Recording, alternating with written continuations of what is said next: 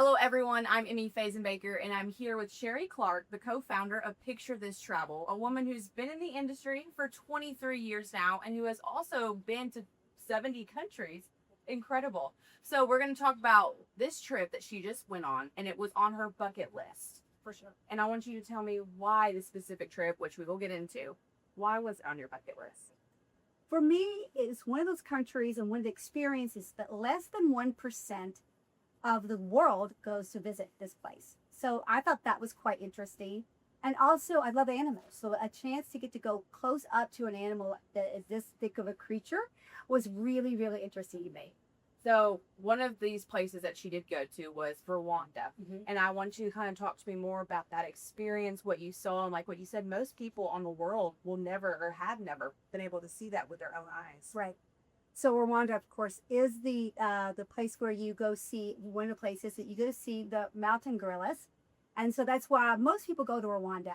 I got to tell you, though, what surprised me the most about Rwanda was how gorgeous it is. I was not expecting, I don't know why, the rolling mountains and the lush green. And just really, once you got out of the city, it is truly beautiful countryside. And the people there are just lovely. So you do have to kind of, go into a major city, you get picked up and you experience the whole honking of the horns and traffic everywhere and millions of people on motorbikes and on bicycles and all of that kind of excitement. But then you quickly get out, you go into the countryside. And if you've ever been to Peru, it's kind of that kind of same similar vibe of the really lush green, beautiful area. And then you're taken to one of the amazing lodges that are kind of at the foothills of the 5 volcanoes. So Rwanda is in this area where there's 5 volcanoes, and you go to see the gorillas in either Rwanda or the Congo, or Uganda, and they all three are right there amongst those 3 the 5 volcanoes. So walk us more into the moment of being able to witness a gorilla right in front of you. I know that was probably once in a lifetime opportunity as well. So kind of tell everyone that's watching right now, what was that like for you? Well, I'll do it and try not to tear up again. It is truly emotional. And I think it's the whole build up and the lead up to that, which I'd like to talk to you about in a second. But just to answer your question, it's very surreal. Like really a pinch me moment when you've walked for 2 or 3 hours and then you get up and then you come around the corner and they're right there and you see them just literally like really from here to that wall. I mean, real close. And they don't care. Like they're not bothered by us at all. We have a couple of guards with us. And we only had 3 people in our trip, which is wonderful. So we really had a chance to really get to see them and really hang out with them. We even hang out with them for over an hour. So I know you're saying that you're going to get more into depth about kind of the buildup of that moment, because I'm sure every single moment when you're in that is just breathtaking. It's amazing. You're trying to capture all of it. You're trying to take it in, but I'm sure it's kind of hard to, there's just so much going on. It is, and it's the anticipation, right? So before you go, you're so excited. Everybody that's going on it is all feeling the same excitement, and so that bonds you. I did go by myself, which is not normally how I travel. I normally am traveling with several people. I usually take groups on trips, but this opportunity came up for me to go to Kenya, so I put this on in advance. My husband didn't really want to do it, so it was an opportunity for me to really go off into the wilderness by myself. And for that was very therapeutic. As a woman who's traveled 70 countries and always taking care of somebody, for once, I got to go and just like really think about me and what do I want to do and how do I want to take care of it. So it's a really great experience, yeah. What was more powerful, seeing the gorillas or the journey there? I mean, great question. I think if I had to answer it, it was going to be seeing the gorillas. But the journey there to get there for me was also a really empowering moment. Being a woman over 60, perhaps don't work out as much as I used to, knowing that there was going to be a long trek, perhaps uphill in the mud, I was a little trepidatious about it all. And so I felt super proud of myself for being able to do this trek brilliantly. I had to pat myself on the back. I did a great job. Yeah. And I'm really proud of my body for taking me up the hill. Because they put on these things over your legs. I'm afraid I'll top my head what they're called, but it's like to protect your pants and your legs. So you're going through the rainforest. I mean, it's not like it's a clear path and you're walking it. You are climbing up, and they don't know where the gorillas are going to be. So it's really, they go out ahead of you and then your lead tracker kicks you out. He's talking to them in walkie-talkies the whole time. And so you take this long walk, it's really some beautiful farmland. And so as we're going along, we're seeing some golden monkeys, which are only in that area. We're seeing sheep. We're seeing some of the young farmers that are out there. And when I say young, some of them are 4 or 5 years old. They're out there tending to the sheep, biting and salve them. It's incredible. Yeah. Those kids are so responsible. It's amazing. And so all of that was part of that journey, right? Getting in. And then all of a sudden they found the family, right?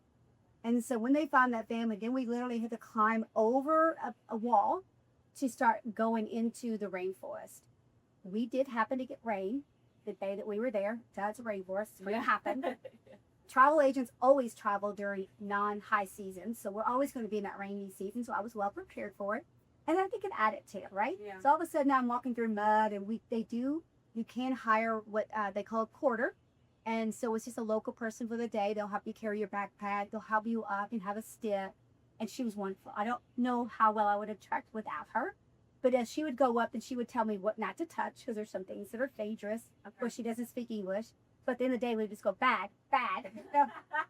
So we had that moment. So it was really, we had like a little bonding thing. It was really, really sweet.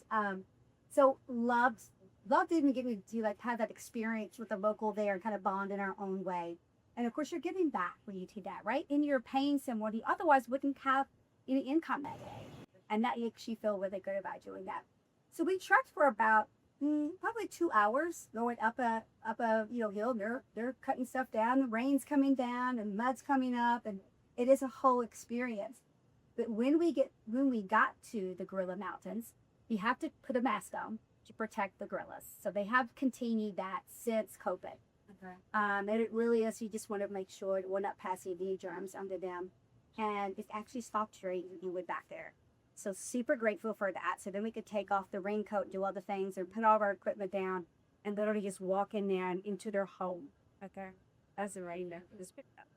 So for maybe the people that are looking into this trip, but they're a little cautious and a little worried about what you said, the trekking, what would you tell them about it's not just worth it, but the trekking is, like you said, it's in the major part of the experience. It is. And I just said, I did train for it. Like, and I mean, by training, I meant like I walk up hills as opposed to walking around. I mean, I didn't do like do some major marathons or anything, but we have a big hill where I live, and so I walked up that for 3 or 4 months prior to it, just so I knew that I could walk up the hill. I golf all the time, but I'm not normally walking up mountains, in mud. Yeah. So just doing a little bit extra. They do easy, medium, or hard, and I didn't feel the need to do a medium or hard. I have both my knees refaced. I am over 60, so it's just like I'm going to see the same gorillas on the easy track as I am on the medium or the hard. You still trek for 6 hours. Yeah. So it's still a great experience. But if you want to go, like if you're younger, you want more in that shape and you want to go deeper and have more of that experience, absolutely you can do it. But to answer your question, I think it's worth it. I mean, it's just, again, it's really pushing yourself. There's a really big move for those of us that are over 60 to prove to ourselves that we can still do hard things, that our bodies are still really equipped to do this. There's such a longevity now in our society that we really, 60 is what, 40 we're going to say, right? Yeah. So we, I think it's great. And we see people out there all the time doing things like this. So I said, do it, challenge yourself. It's not as hard as you think. And you'll be so gratified in just doing it in and of itself. What did this specific part of the trip, what do you think it taught you about the importance of traveling? I know you do it for a living, but you're probably constantly reminded of why. Every time I go, you can watch things, you can watch documentaries, you can see this on TV, whatever, you can do all that. But it's really when you get there to meet people. It's the people that makes the difference. There was a couple of really incredible moments. And as we were driving up to our first stop, he stopped me at a farm stand where it's all local people. They don't speak English. And when they see an American or a white person coming, they get super excited. And going out and having hugs from all the ladies.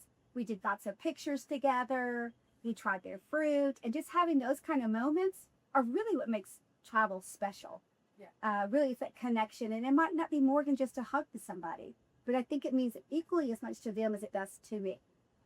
I know you probably have multiple answers for this, but what impressed you the most about the country of Rwanda? I think I do have multiple. So you said one way. Sorry. I get excited and very passionate about it. Yeah. But I think that it was the beauty of it. I don't know why I was not expecting the rolling hills and the mountains. That was really special. The thing that I was probably most surprised about were the young kids every single morning walking to school by themselves. And I'm talking 3, 4-year olds, not a parent in sight, because they're already out in the fields working. And these kids are so responsible and they're so darling. They would have waved to you. And it's just really a sweet way to start your morning. What did the act of conservation, how did that play a role in this journey, in this trip, specifically in Rwanda? Yeah, so great question. And of course, the mountain gorillas have gone through a lot in their days, and there's a lot of efforts, the non-poaching, anti-poaching, and the money. So it is expensive to get a permit to go on see the mountain gorillas, but part of it goes back to that, and it sustains them. You know, they have all the guards there on all of the mountains, making sure that they are protected. If somebody were to be caught poaching, it is considered a death sentence for them. Oh my They goodness. do not take it like it. Yeah. So I'm glad that they're, you know, they are making sure that these amazing creatures stay in the world. What was the food, dining, stuff like that? What was that experience like there? Absolutely delicious. I mean, all the food is super fresh. You know, just so with every meal that I had was just actually too much food. I'm like, you all want me to eat this much for breakfast? And then you fed me lunch this much. So it was a lot of food, very fresh, great cuisine. Really, I couldn't even say nothing good things about that. So if I came up to you at a dinner or a restaurant and I was like, so just come up to you and ask you, why do I need to go to Rwanda tomorrow? What would your answer be? Well, I mean, I think I would first ask you, what do you want to see in life, right? So just because I think it's what I want to make sure it's what you want. But if you said, I really have this desire to see it, why should I go to Rwanda? And I would talk to you about, like, what do you want to look at? And if it's the gorillas and this, then it's worth it. Like, you can do it in a very, very high-end luxury way, where you're staying at the one and only, where you're staying at some other super high-end, ultra-luxury places. Or you can stay in more of a 4-star, really nice place like the 5 Volcanoes. It's a really great place, not going to kill you. Or you can even go a little bit lower. So it can really take all types of travelers. So I think anybody that wants to go can go, just because of how you like to travel. At the end of the day, you're seeing the same mountain gorillas. You're paying the same amount for your permit, and you're all going there safely. And that's important, right? There are some DIYers out there, and I have seen it since, come up on my feeds, how she emailed somebody in Uganda and had them buy a ticket for a discount. This is not a Groupon trip, people. This is not something you want to do that with. You're taking your life in your own hands there. So you want to make sure that you're using a provider that specializes in that and an advisor that knows what they're talking about. So yeah, that's kind of things that I would make sure that we're talking to you about. We're asking you questions to see what you want. I was going to piggybacking off of that. What do you think people really need to make sure that they are doing? So they're not just kind of going and just kind of frolicking and saying, oh, well, maybe I should do this, but you're doing it and you're getting the full experience. Because you are with professionals, you are with the experts, you're with the people who are around these thrillers all the time. Right. Yeah, there are certain ways it has to be done, especially in this. And going to see the mountain gorillas, there's just you can just show up and buy a ticket at the gate. That's what happens. Yeah. So yeah, there are a lot of ways in if you want to do this. I would absolutely get with a travel advisor that uses local providers or providers that do this on a regular basis. So even though I've been there and I feel like it's given me a wealth of experience, I still use a provider and has people there. I loved my guide that was with me the entire time I was there. A solo female. I like the fact of having the same guy with me. He picked me up from the airport and he dropped me off at the airport. He picked me up every single day. And he and I became best friends. So that you can make those connections as well. Absolutely. And we had some incredible moments. We found out we kind of liked some of the same music. And so we listened to some music. He doesn't even have a radio in his car, but he had a boom box. Okay. So we did, those kind of connections are really neat. One morning, on the morning of the track, I asked him if he was a Christian because I am. And he said yes. And so we listened to some praise and worship music as the sun was rising over these mountains. It was the only time the sun shone that day. And we were both enjoying some, praise and worship music together. And that was a super special moment, I think, for both of us. Those kind of connections are just human connections. Yeah, exactly. Last question for you. Okay.